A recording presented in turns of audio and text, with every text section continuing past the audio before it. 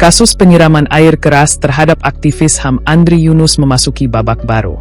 Kepolisian mengungkap bahwa jumlah pelaku dalam aksi tersebut diduga lebih dari 2 orang seperti yang sebelumnya beredar di publik. Berdasarkan hasil penyelidikan awal, aparat menduga 4 orang terlibat dalam serangan terhadap Wakil Koordinator Komisi untuk Orang Hilang dan Korban Tindak Kekerasan, Kontras, itu.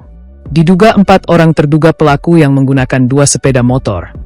Kata Direktur Reserse Kriminal Umum Polda Metro Jaya Kombes Iman Imanuddin dalam konferensi pers di Polda Metro Jaya, Jakarta, Senin, 16 Maret 2026.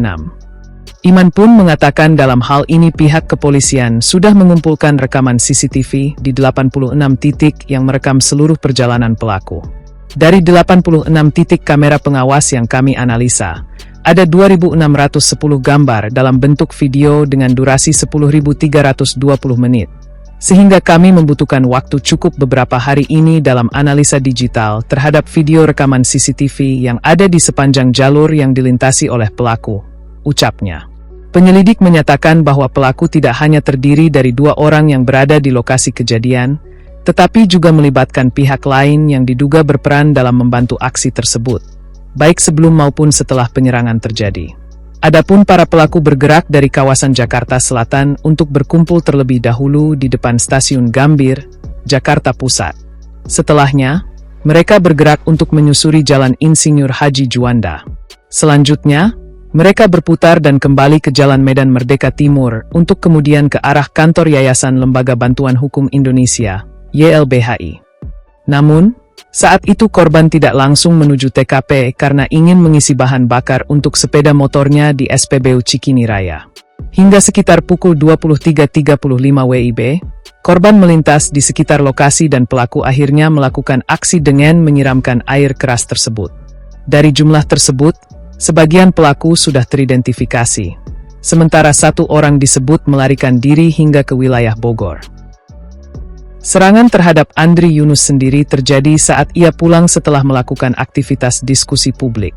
Saat itu, 2 orang pelaku yang berboncengan sepeda motor mendekati korban lalu menyiramkan cairan kimia berbahaya ke arah tubuhnya. Akibatnya, Andri mengalami luka bakar serius di sejumlah bagian tubuh seperti kedua tangannya hingga mata. Kasus ini mendapat perhatian luas dari berbagai organisasi masyarakat sipil. Sejumlah pihak menilai serangan tersebut tidak bisa dipandang sebagai tindak kriminal biasa karena Andri dikenal aktif menyuarakan isu pelanggaran HAM dan kerap mengkritik kebijakan negara. Kepolisian sendiri menegaskan bahwa penyelidikan dilakukan secara menyeluruh dengan pendekatan ilmiah untuk mengungkap identitas pelaku dan motif di balik serangan tersebut. Aparat juga membuka peluang bagi masyarakat untuk memberikan informasi yang dapat membantu mengungkap kasus ini. Hingga kini, polisi masih memburu para pelaku yang diduga terlibat dalam aksi penyiraman air keras tersebut, termasuk 1 orang yang dilaporkan melarikan diri ke wilayah Bogor.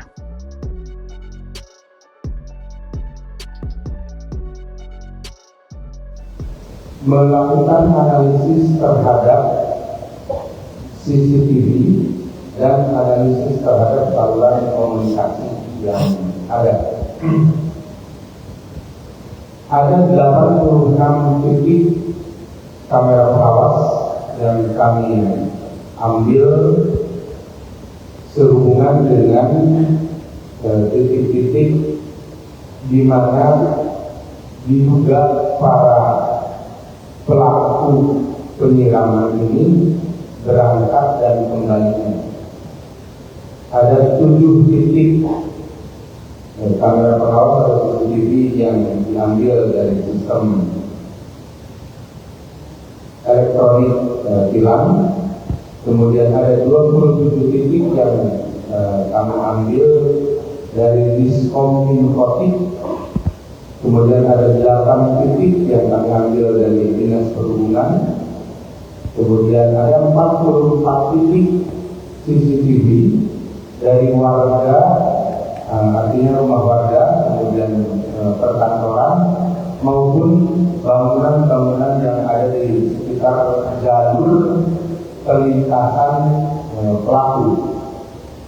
Dari 86 titik kamera pengawas yang kami analisa, ada 2.610 gambar dalam bentuk video dengan durasi 10.320 menit, sehingga kami membutuhkan waktu cukup beberapa hari ini dalam menganalisa digital terhadap video rekaman CCTV yang ada di sepanjang jalur yang dilintasi oleh pelaku.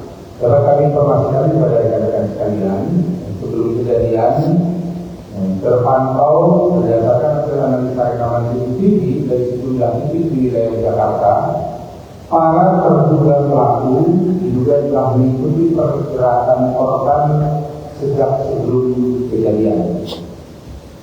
Pergerakan para terduga pelaku terdeteksi melalui beberapa titik kamera pengawas dengan jalur dimulai dari pergerakan para pelaku ini dari wilayah Jakarta Selatan menuju titik kumpul awal di Jalan Merdeka Timur atau sekitar depan stasiun Gambir. Kemudian sore hari dari depan stasiun Gambir tersebut di Jalan Merdeka Timur, terduga pelaku menelusuri Jalan Insinyur Haji Juanda. Nah, ini kami sampaikan berdasarkan hasil temuan analisa CCTV daerah. Kemudian dari Jalan Insinyur Haji Juanda, para pelaku menuju Jalan Medan Merdeka Barat. Dari Jalan Medan Merdeka Barat, selanjutnya menuju kawasan Tugutani. Jadi kalau rekan-rekan mengikuti alurnya, itu melingkari Monas menuju jalan wilayah kawasan Tugutani. Kemudian dari Tugutani, selanjutnya berputar dulu menuju Jalan Medan Merdeka Timur dan selanjutnya menuju LBHI. Setelah sebelumnya menuju SPBU Cikini Raya. Nah, dari LBHI, rekan-rekan sekalian, ini sudah mulai para pelaku ini mengikuti korban ketika korban selesai acara di LBHI. Nah, korban ini tidak langsung menuju ke tempat kejadian perkara, namun sempat mengisi bahan bakar dulu di SPBU Cikini Raya, dan itu diikuti oleh pelaku. Sekitar pukul 23.32 atau 23.35, para terduga pelaku terlihat berada di SPBU Cikini Raya. Selanjutnya, diduga 4 orang terduga pelaku yang menggunakan 2 sepeda motor menunggu korban di depan KFC City. Kemudian mengikuti korban yang bergerak menuju Jalan Diponegoro dan selanjutnya ke arah Jalan Salemba 1. Nah, saat kejadian pada pukul 23.37 hari Kamis tanggal 12 Maret 2026 di Jalan Salemba 1 persimpangan Jalan Talang, wilayah Jakarta Pusat.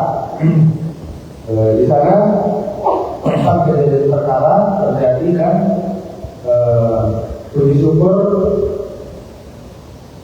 kita memperoleh rekaman CCTV dengan gambar yang cukup jelas, sehingga ini sangat membantu di dalam proses penyelidikan dan penyidikan kami.